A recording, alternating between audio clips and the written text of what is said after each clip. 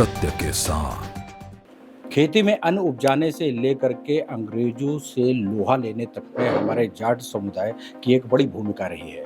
और आज इसी संबंध में हमारे साथ में इस वक्त अंतर्राष्ट्रीय जाट संसद संगठन के राष्ट्रीय अध्यक्ष राम अवतार पलसानिया जी हैं, जो कि पूरे देश में जाट संगठन को मजबूत करने के लिए अपनी जाट संसद की यात्रा निकाल रहे हैं। जाट संवाद यात्रा लेकर के वो इस वक्त पहुंचे हुए हैं देहरादून में। आइए उनसे बात करते हैं। पलसानिया जी, आपका बहुत बहुत स्वागत है जी, हमारे थैंक न्यूज़ यू। लॉन्च पर। जी, आ, धन्यवाद। इस यात्रा का मकसद मेन क्या है कि आप पूरे भारत में घूम घूम कर अपने जाट समुदाय को किस बात पर फोकस करने के लिए ये यात्रा आयोजित कर रहे हैं? देखिए, जाट समाज ग्रामीण अंचल का नेतृत्व करने वाली बिरादरी है और पिछले सदियों से इस बिरादरी ने पूरे देश और दुनिया के मान, सम्मान और स्वाभिमान के लिए, उनके हक अधिकार के लिए हमेशा संघर्ष किया है। और हम सौभाग्यशाली लोग हैं कि हमें ऐसी बिरादरी में जन्म लिया जिसने राष्ट्र निर्माण में और राष्ट्र विकास पुरुष के रूप में इस बिरादरी को जाना जाता है। इस कौम का इतिहास इस बात के लिए मशहूर है कि जब भी देश धर्म की रक्षा के लिए जितनी भी अनगिनत कुर्बानियां इस बिरादरी के लोगों ने दी, इसके महापुरुषों ने दी, एक इसका लंबी चौड़ी गाथाएं इतिहास के अंदर मशहूर है। चाहे महाराजा सूरजमल हो, सर छोटू राम हो, चौधरी चरण सिंह हो, बाबा टिकैत हो, राजा महेंद्र प्रताप हो, शहीद आजम भगत सिंह हो, महारानी किशोरी देवी हो, तमाम ऐसे महापुरुष है जिनका मैं बखान करने लगूं तो वो इतिहास भी कम नहीं पड़ेगा। बहुत बड़ा गौरवशाली अतीत इस बिरादरी का रहा है और वर्तमान समय में भी मेरी कौम और बिरादरी में ऐसे नौजवान युवा है जो पूरे देश और दुनिया में इस कौम के मान, सम्मान और स्वाभिमान के लिए काम करती है।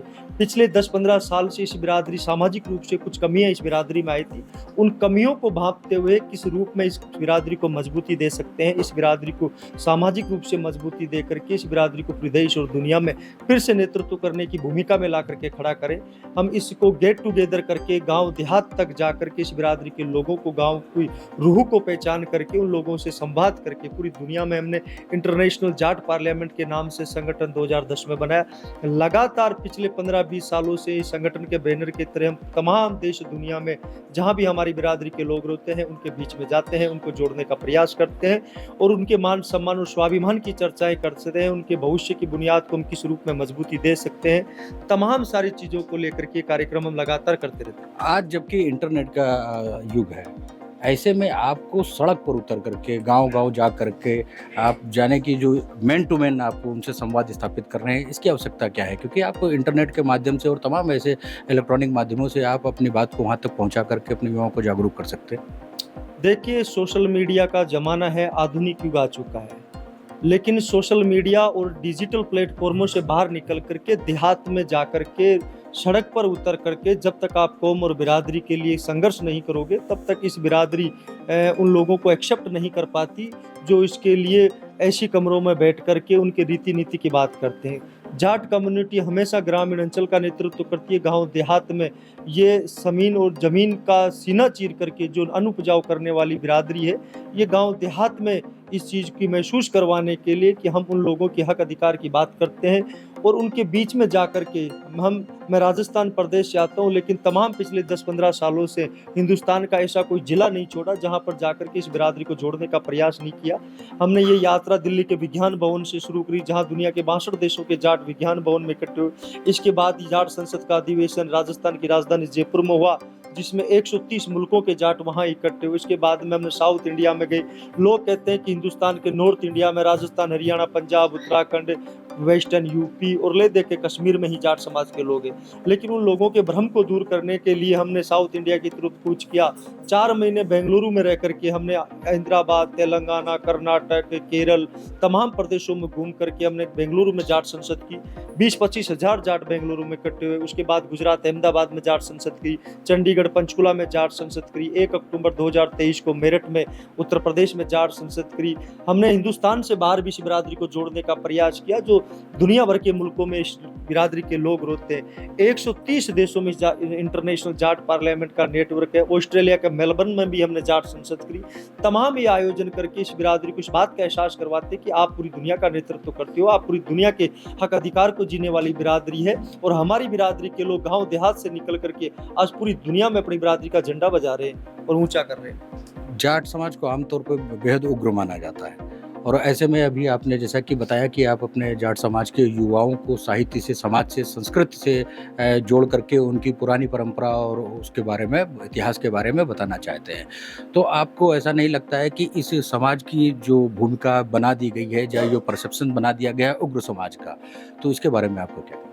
देखिए, इंटरनेशनल जाट पार्लियामेंट का उद्देश्य ही है कला, शिक्षा, साहित्य, संस्कृति, रोजगार सृजन और गौरवशाली जाट इतिहास को जन जन तक पहुंचाने के लिए तमाम इन उद्देश्यों को लेकर के हम काम कर रहे हैं। लेकिन मैं इतिहास का स्टूडेंट रहा, पॉलिटिकल साइंस का स्टूडेंट रहा, मैंने मास मीडिया से, जर्नलिज्म से मास्टर करी, पीएचडी भी अभी मैं कर रहा हूँ, एलएलबी की मैं पढ़ाई कंप्लीट कर चुका हूँ। इस तमाम एजुकेशन लेने के बाद में मैंने इतिहास में बहुत सी चीज़ें जाटों के बारे में जो किदवंतियाँ लिखी हुई है, मुझे तो दुख इस बात का होता है कि किन लोगों ने इनके बारे में ऐसी बात की है। तो बहुत संस्कारी, बहुत सभ्यता संस्कृति को जीने वाली बिरादरी है, हमेशा अपने हक अधिकार की आवाज़ उठाने वाली कौम है। अगर अपने हक अधिकारों के आवाज़ उठाने के लिए इस बिरादरी को अगर किसी रूप में आकलन किया जाए तो बेशक वो लोग करते रहे, लेकिन जाट बिरादरी अपने डीएनए के अनुरूप, अपने खून के अनुरूप, अपने मान सम्मान पे कभी चोट नहीं आने देगी। मतलब आपका कहना मतलब है जाट भी विनम्र होता है?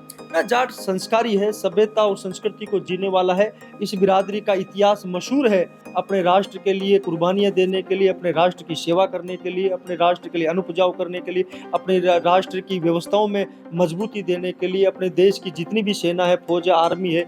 आप इंटरनेशनल बॉर्डर पे जब भी हर तीसरा व्यक्ति कोई शहीद होता है उसमें एक जाट का बेटा होता है। जो भी डेड बॉडी जम्मू कश्मीर से या जैसलमेर पाकिस्तान के इंटरनेशनल बॉर्डर से आती है उस तीसरा व्यक्ति जाट का बेटा होता है। इस जाट के बेटे ने, इस बिरादरी ने अनगिनत कुर्बानियां दी। तमाम इंटरनेशनल बॉर्डर पे जितने भी शहीद हुए, चाहे आप कारगिल का युद्ध देख लीजिए, 71 का युद्ध देख लीजिए, 62 का युद्ध देख लीजिए, तमाम जितने भी युद्ध इस देश में हुए।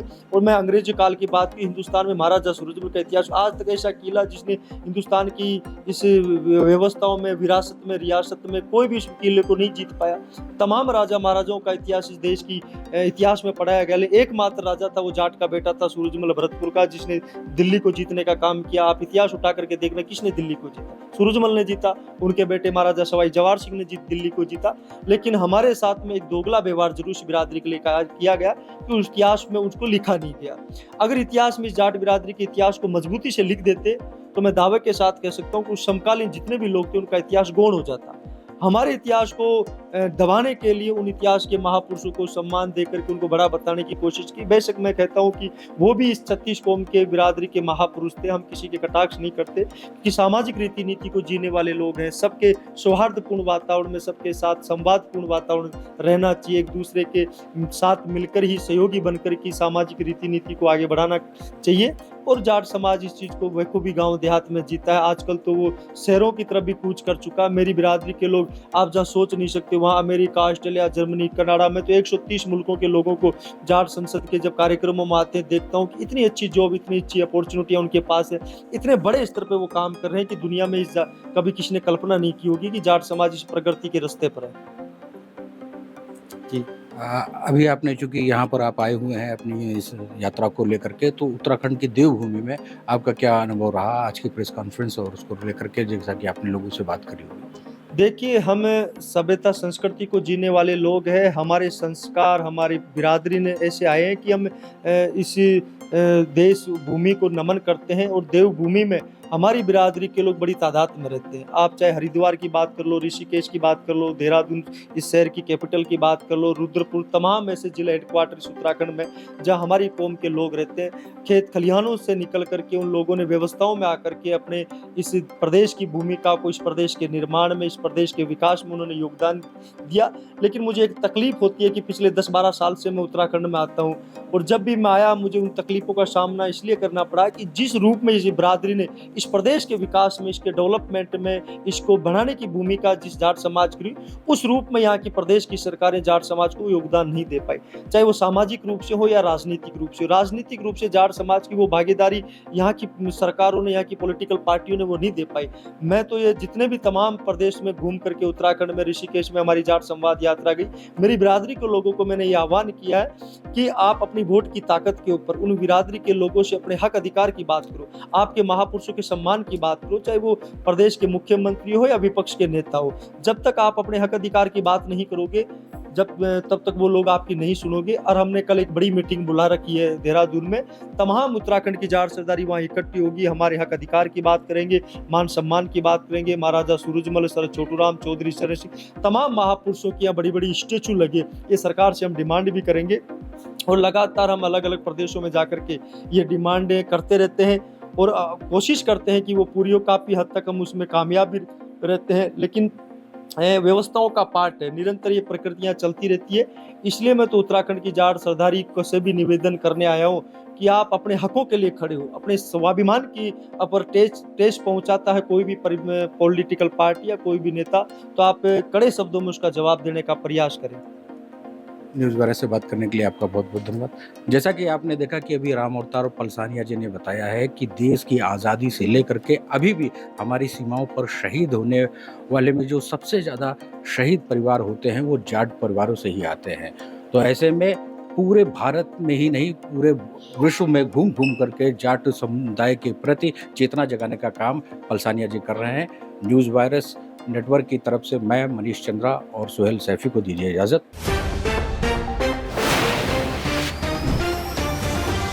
सत्य के साथ।